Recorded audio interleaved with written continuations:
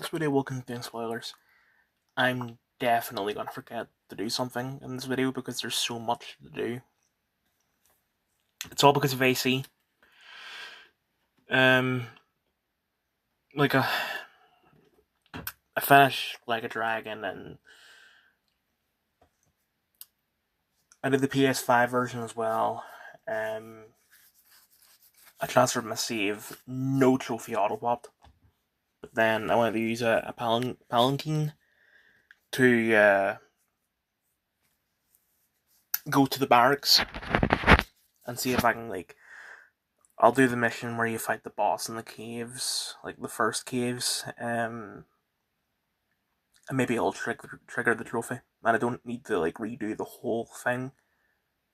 Um, but a bunch of shit dropped or popped when I even just interacted with the palanquin, so that was fine. I didn't need to redo the story. I just loaded up a save of the final chapter, redid the final chapter. It Because I was skipping cutscenes and shit, it went way faster. So it popped all the story related trophies, bar the first one, like the one where it's just step in Tosa. But there's no gameplay for step in Tosa. Literally, all you do is watch the first cutscene, which, I can just restart the game, skip the cutscene, and then that pops up. And then there were a couple others that popped. I didn't get everything that I got on PS4, but it's enough to satisfy me. So, having deleted both of those two, I had enough space for ACshadows, so that's what I'm doing now. Anyway, end review, like a dragon ishin. So, results, difficulty, normal, continues, 2, level upon completion, 60, diligence records completion, 79, super cards acquired, 126, completion total, 41.28%, playtime, 111 hours, 16 minutes. The game's great. Although combat, for the most part, is too easy. Like, all it is just. I mean, combat in the regular Yakuza games, for the most part, is easy, but this is, really easy. All you have to do is keep hitting the same guy over and over, and then they'll die. Sorry about that. When you're hitting someone, unless it's a boss or something like that, they do not have the ability to fight back. So you can just keep on hitting them until they die. And if it's a fight where there's multiple enemies, as long as you keep hitting one person, no one else is going to come up and attack you. So, regular fights in this game is one of the easiest things ever. I completed every sub-story because, unlike, I feel like the bonds, and I might have said this in the middle review, but I feel like if this were a regular Yakuza game, you would have been expected to complete the bond in order to complete the sub-story. But because they have the bond system in this, they decided, fuck it, we're just going to have you do one thing for each bond in order to complete the sub-story. And it's because of that I did everything. They counted the sword nut sub-story as completed, even though I did not submit a single fucking sword to that guy.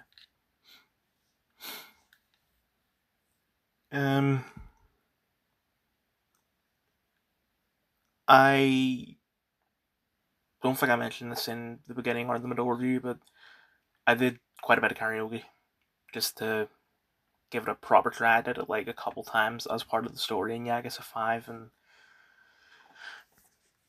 I don't think I did it in any of the other games, bar maybe 2. I'm not sure.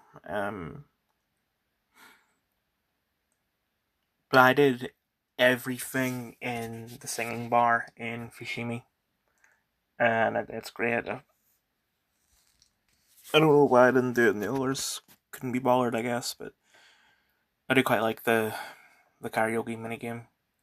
But that other thing with the dancing in Rakunai or Rakugai, whichever one, Fuck that. It's stupid.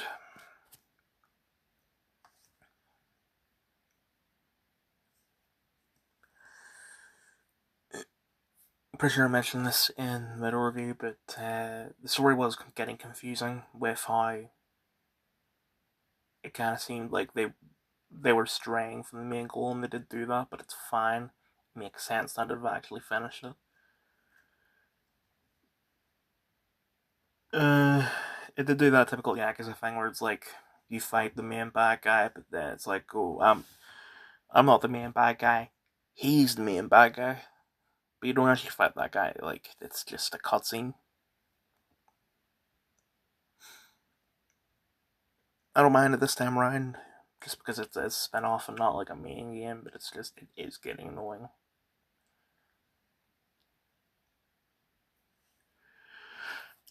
Also, the problem is, I can't remember when I beat the game. Like, let me just check to see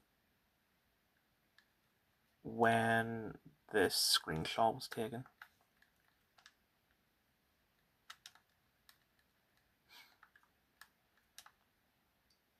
On the 22nd, I'm around the 28th now. The reason it took so long doing this is because I wanted to get to a certain point in ACshadows, and then I can do everything. I was hoping to complete Act 1. I haven't done it yet, but I feel like I've played enough of the game to be able to do a beginning review. And I want to actually leave something for the middle review instead of it just being, well, I said everything in the beginning review. I'm just gonna have to drop the Like a Dragon review because I can't think of anything else to say. So moving on, beginning review, ACshadows. I think I kind of fucked myself over going straight from Like a Dragon to this because at the start, combat fucking sucked, and I thought like I was thinking to myself, I've never fought this about an AC game before. Like I knew that with Origins and Odyssey and somewhat Valhalla, the way that the combat works is basically just you do like 5% damage and you just keep on hitting them until they eventually die. Dodge a couple times, that's it. But I had a feel, and I realized that like the pre-Origins AC games, the combat is also very easy. It's just hit them till they die. Counter. And I thought myself, oh, the combat in this actually is a bit of a challenge, but it's not.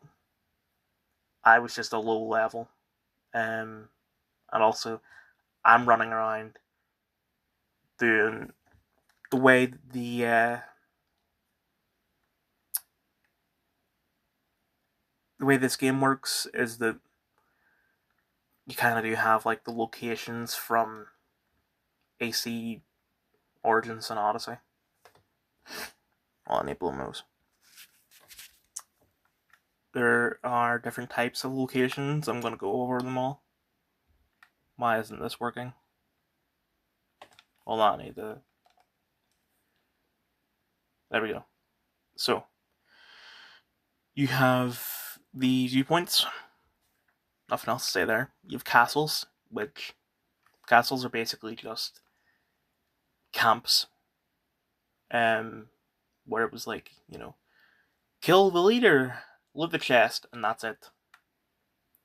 But you get one skill point for every leader you kill, and there are quite a lot of castles, and they can have anything from one guy to 5 guys. So, a lot of skill points. Next up are temples, which the requirement for them is that you have to use eagle vision to locate some like pages and pick them up. Speaking of eagle vision, it fucking sucks in this game. It's I don't know how to describe it. The way that it works is that uh, you activate it, and you'll slow down your movements. People slow down. Everything will be grey, and then you don't see anything. You need to aim in, and then you'll start seeing things.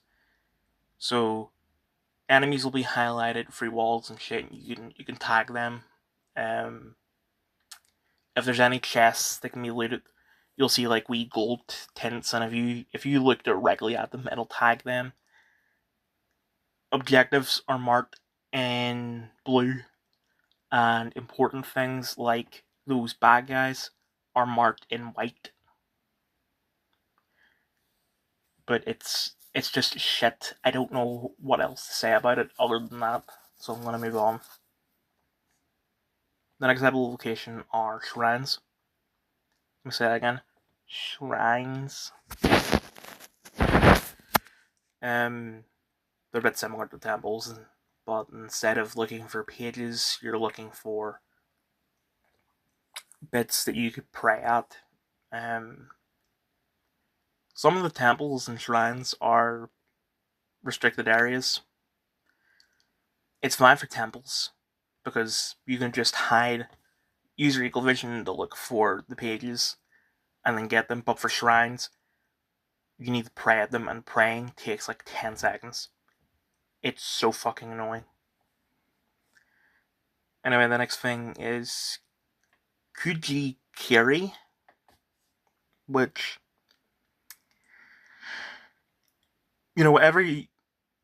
everyone made comparisons to Ghost of Tsushima, and the fact that this game was announced not long after the release of that game, it's hard to sort of defend the game and make it seem like, oh, the developers didn't do that, it's just a coincidence.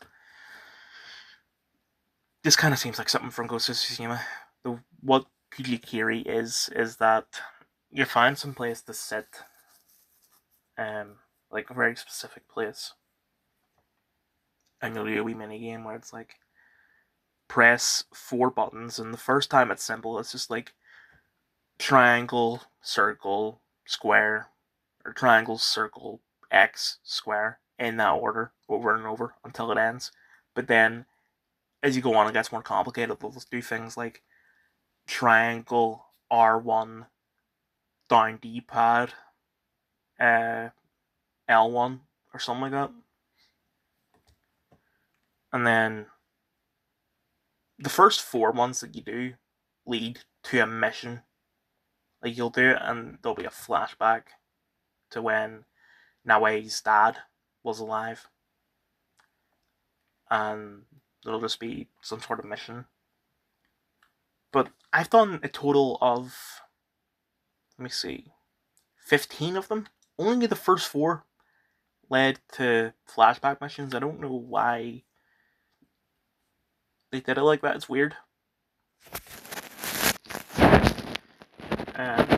Everything after the first 4 will just lead to Nawei saying something that's supposed to be like all philosophical, but it's just like, what? Anyway. The next thing are co-funds. These fucking suck. These are like tombs from the RPG games. What? Shit. The tombs, for the most part, very simple. You don't get lost or anything like that. Coffins, part of the problem is that you don't have a torch in this game. The only thing is that there'll be some candles along the way that you can light, but it isn't anywhere near enough to make the game bright enough for it so you can see where you're going. Even if the game were bright enough, those things are fucking mazes. I get that it's supposed to be a puzzle and all that, but like, the other tombs weren't like that. I should be clear, I don't think I specified. When I say tomb, I'm talking about origins and all. I'm not talking about like AC tier or anything like that. I've done only one of them out of the 5 that I've discovered. A couple of them I can't do right now because I have yet to unlock... What's this guy's name? Yasuke? I think I'm pronouncing that right. And then there was a second one that I can do, and I tried it, but I just couldn't find out where the fuck I was going. So far, I'll just come back and use a walk for you later on. Anyway, The last thing are hidden trails, which also seem like, I'm pretty sure there is something in Ghost of Tsushima where it's like it's a sort of parkour challenge that leads to some strong gear. I don't mind doing them; they're pretty easy to be honest. But it's just it like you've stolen that from Ghost, so I'm not a fan of that. So, is the game an RPG? No. If Mirage was like a 50-50, this is like a 60-40, 60% leaning towards being an RPG.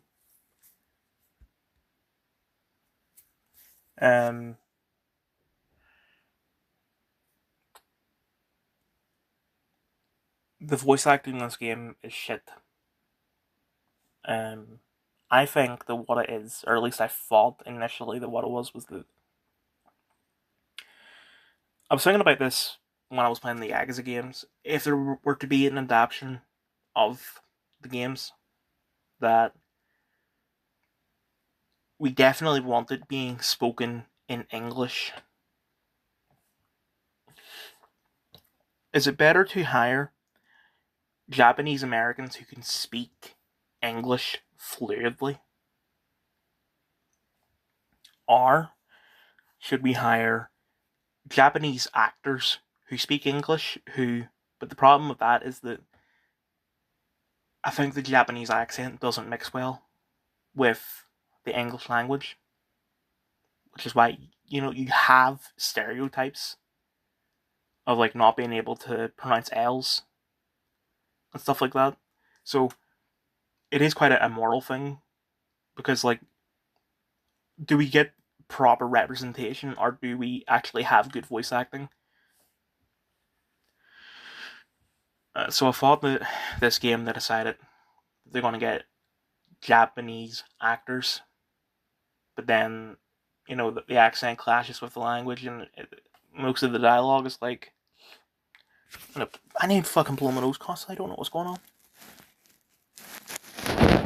But I find out that the cast isn't Japanese, they're American. So I don't know, like the majority of it is just shit. It's like they're all speaking with lisps or something.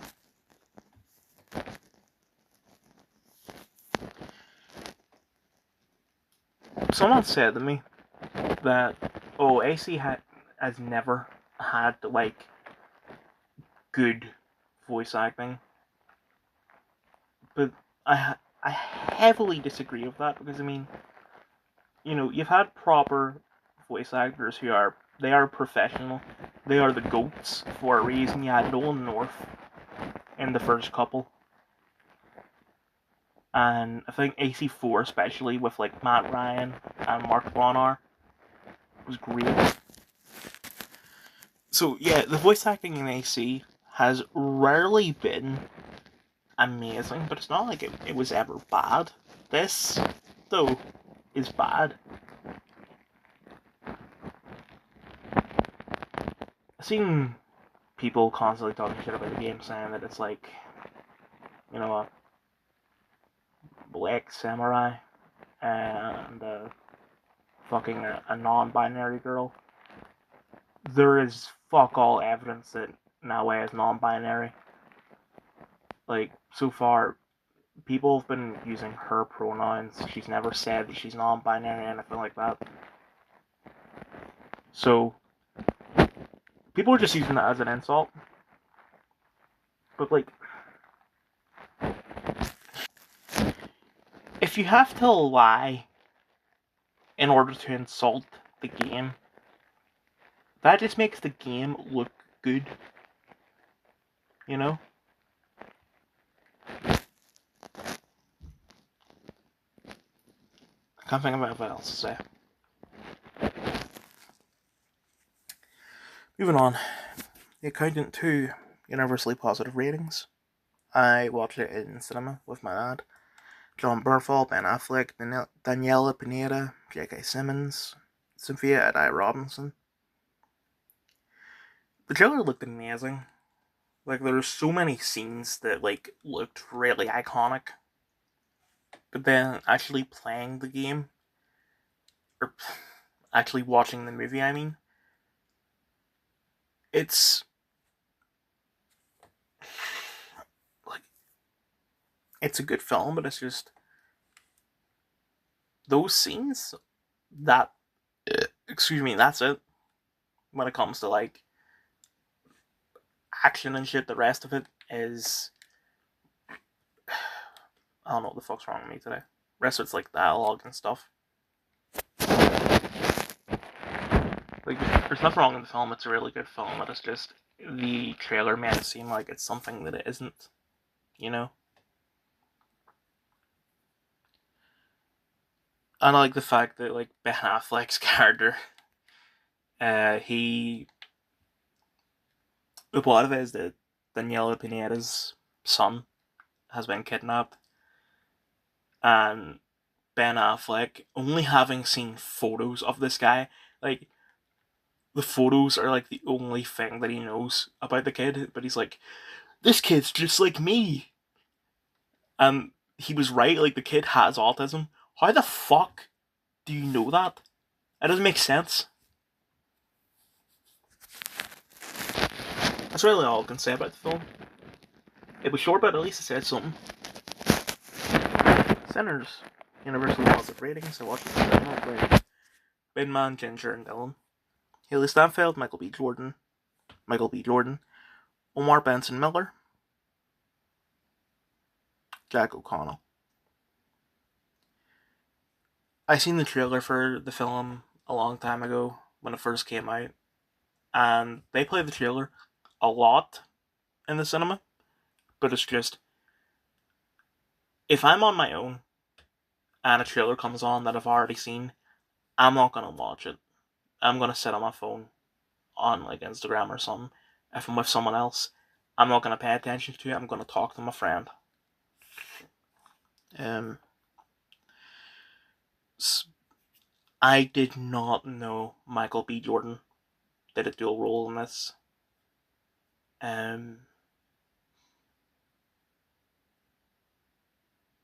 I thought that Smoke and Stack were played by two different actors because it wasn't, I seen it a long time ago and then I wasn't paying attention any other time that it came on.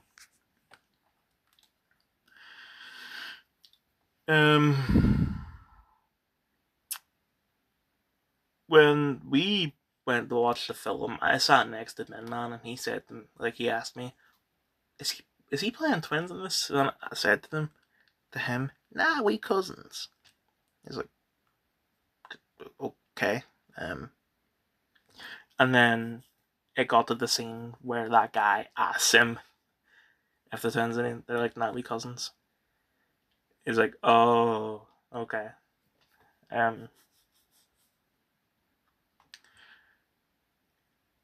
I don't know who is who. I can't tell you which one is Smoke and which one is Stag. I'm not going to call them Smoke and Stag anymore. I'm going to call them Red and Blue. Because, before the party, they were one was wearing blue clothes, one was wearing red clothes. So, to be clear, the one that became a vampire is Red. So, just to clear that up. Michael B. Jordan did a good job of differentiating between the two of them.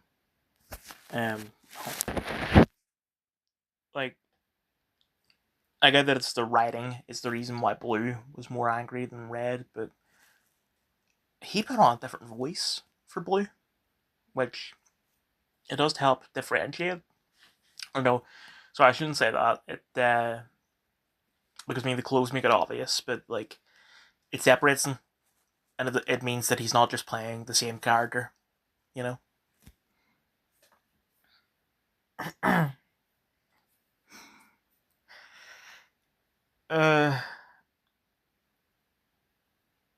Watching the trailer, the idea being a Ryan Coogler film, obviously the film has a message. And the message that I got from the trailer is fuck white people.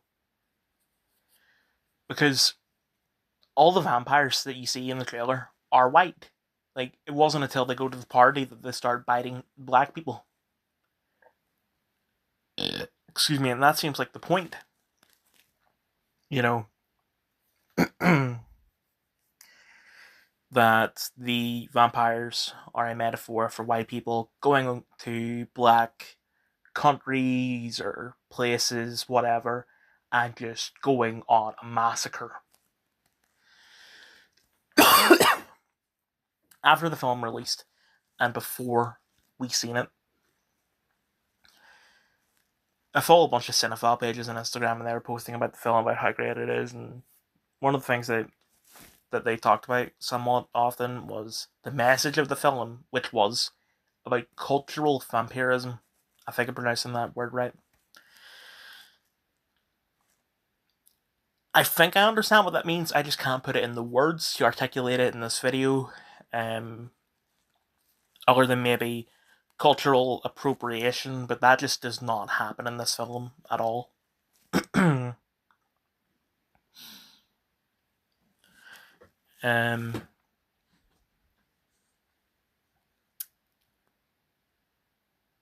I love that scene where the cousin, I don't remember his name, he plays the music, and it shows the evolution, like generations of black music show up. Like, you see Africans playing the bongo drums, you see like a sort of uh what's his name, Lenny Kravitz type playing the guitar. Like, it just shows black music from the past, present, and future. And they say that at the start of the film, and then they repeat it just before that scene. None of the others got it. None of the others liked it. I thought it was great. I loved it.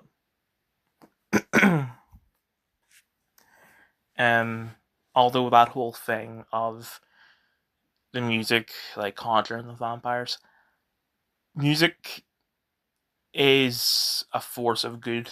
Like, if you look at like Bob Marley, his concerts and shit, they stop wars and stuff like that. So like, I'm not the biggest fan of the premise of the music being the sort of what started it, but I can ignore that.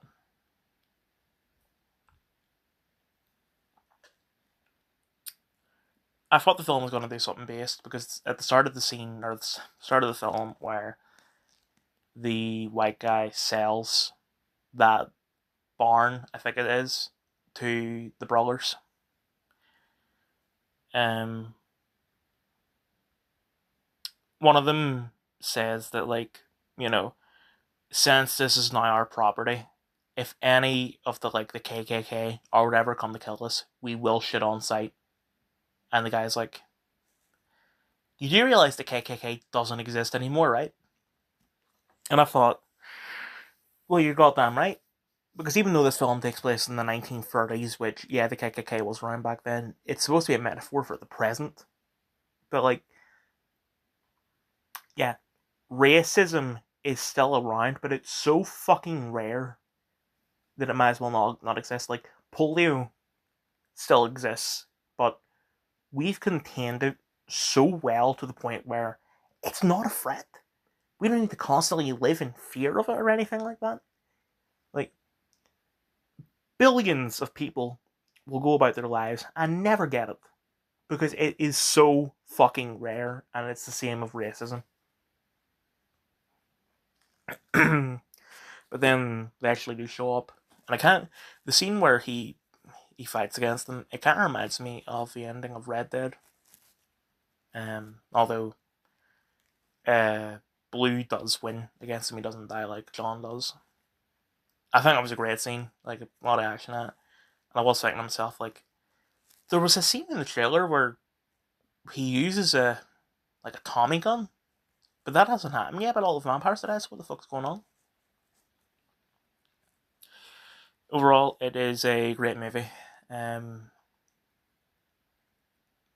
it's just like the whole metaphor of it is just, it doesn't make sense. Until Dawn, the movie, universally negative ratings, directed by David F. Sandberg. I watched it in cinema. Peter Stormare. Rami Malek only appears in, I guess you can consider archival footage. I'll get into what I mean by that later. So, I love the game, although I haven't played it in years, but I do remember quite a bit about it. When I did my reaction to the trailer, I said this looks nothing like Until Dawn, but it looks like a good horror film. So, does this have anything to do with Until Dawn? The connection is so fucking little that it might as well be no. Is it a good horror film? Definitely. The only connection that it has to the game is Peter Stormare. You know, he was Dr. Hill in the game, and now he's Dr. Hill in the film. And that's where the only connection comes, because at the end of the film, Clover goes to his office and you see a file on his desk, and the file is of Rami Malek's character. That's it. Let me go on this, but they're not the main thing. Dr. Hill is the villain. There's not really anything else. Like, the way that it works is that they have 13 attempts to survive the night. On the first night, they're just chased by, like, a masked killer. On the second night, they're chased by a masked killer.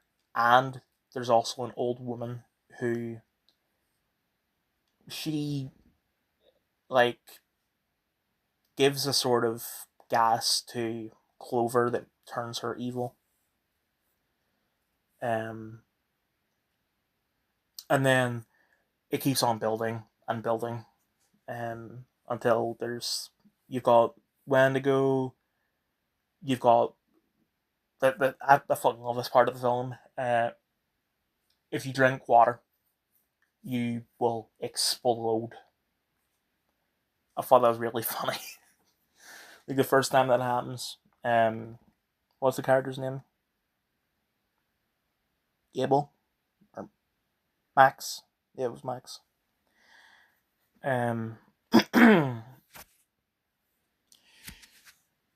Max drank some of the water, and then he gave it to everyone else, and he started coughing up blood.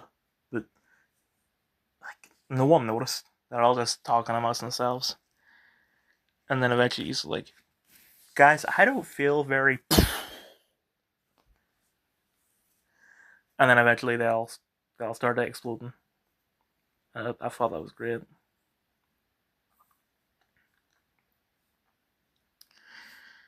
And then later on,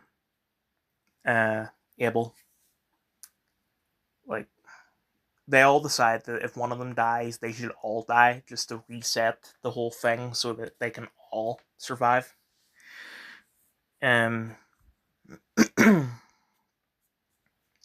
So Abel's the last one left, and like, he goes up to the one of the Wendigo.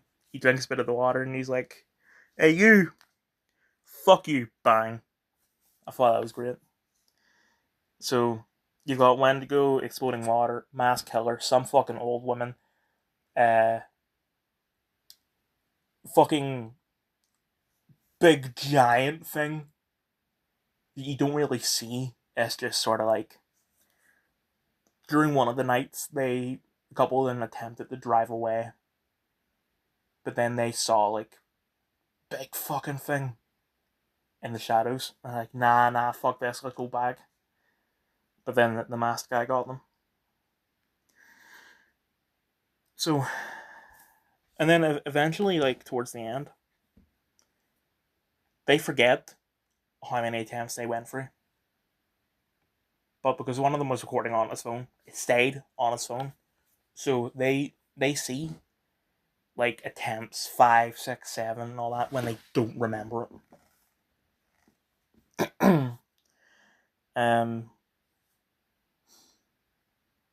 Like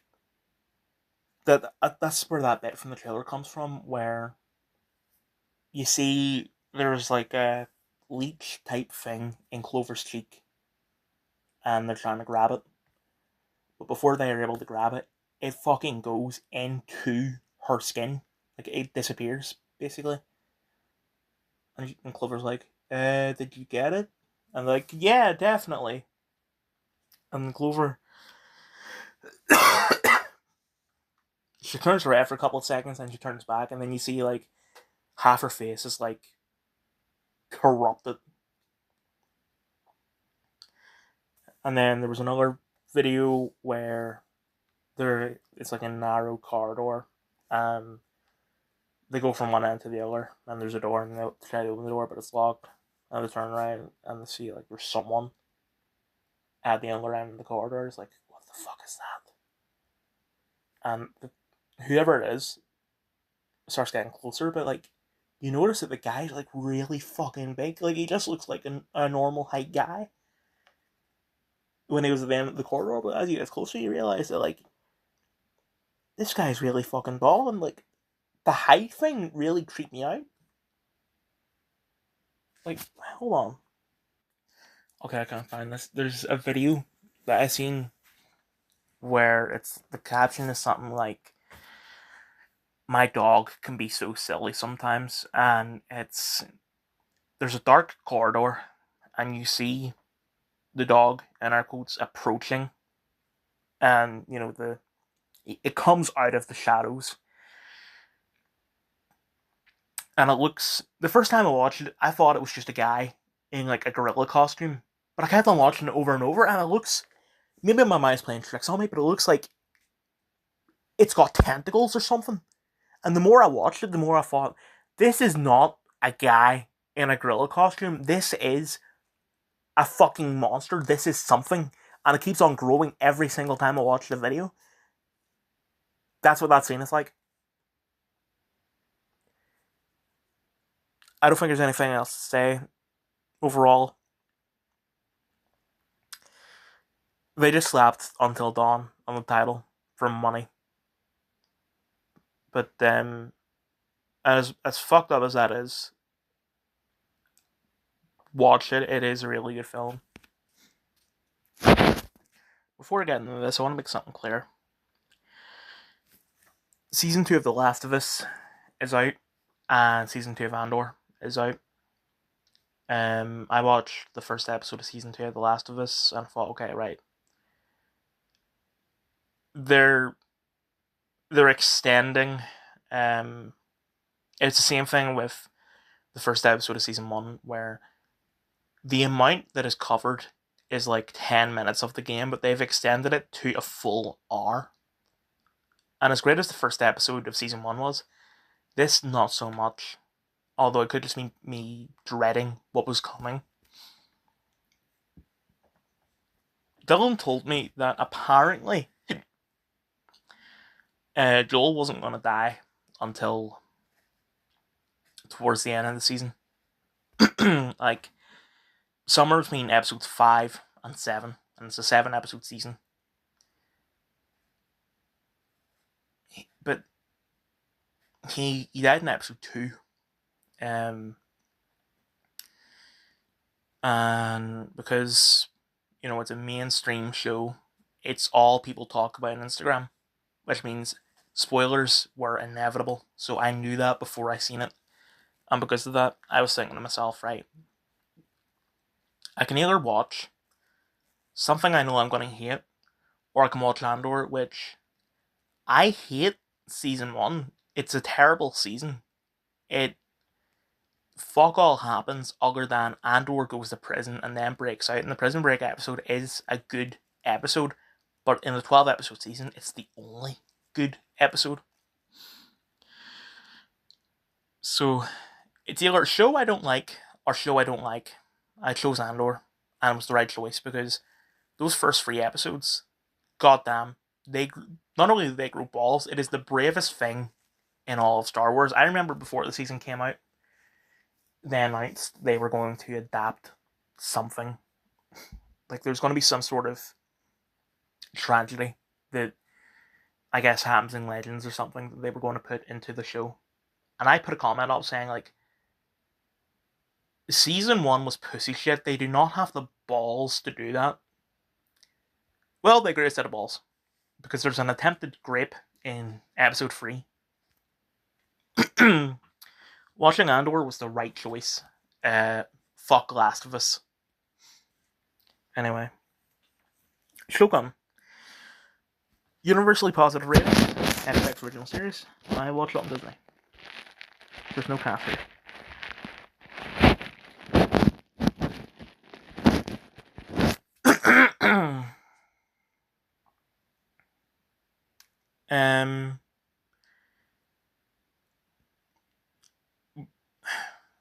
I'm watching this because, right now in particular, because one, I've had this show downloaded on my iPad since when it aired, and I wanted to finally get rid of it and get my space, because it's like the biggest thing I think that's taking up space in my iPad.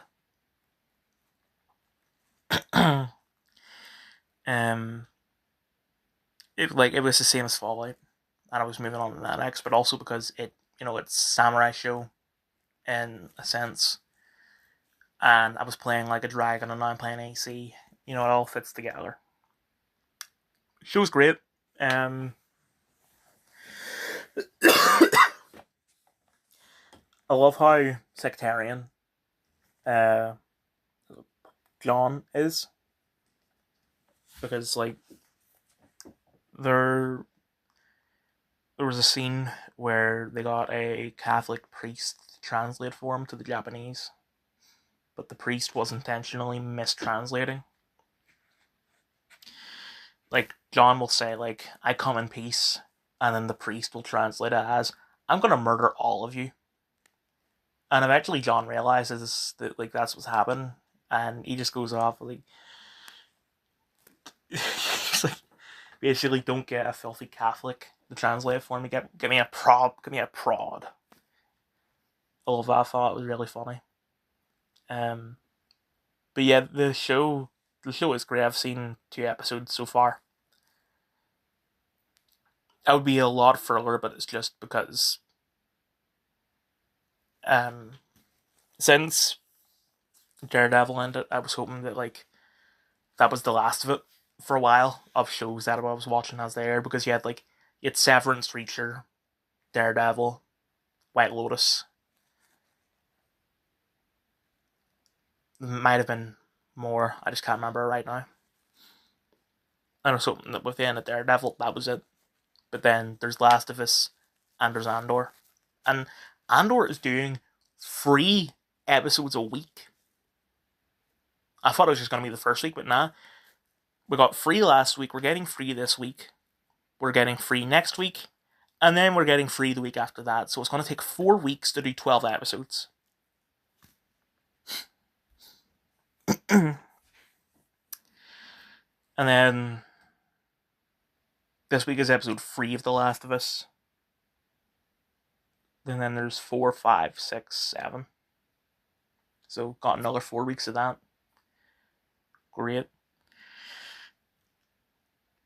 So, like, once I'm caught up on all that and there's nothing else to catch up on, fingers crossed,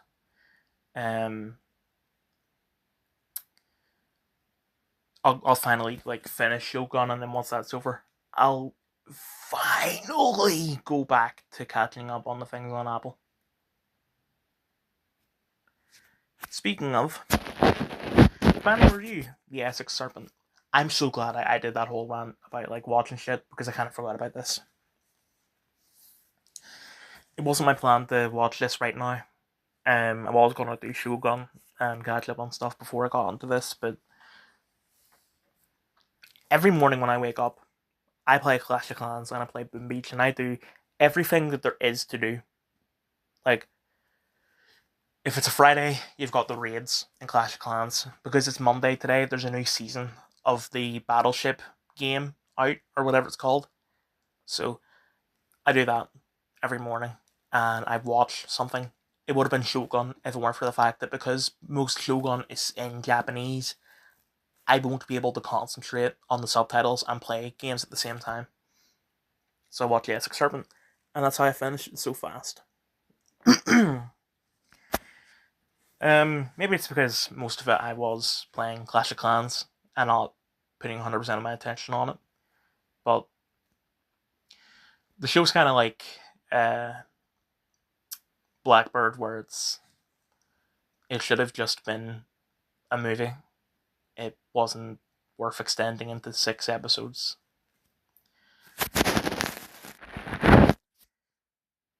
Because of the fact that Tom Hiddleston's character is married happily, I was kind of thinking, like, this isn't going to be one of those shows where the two main characters fall in love. It is.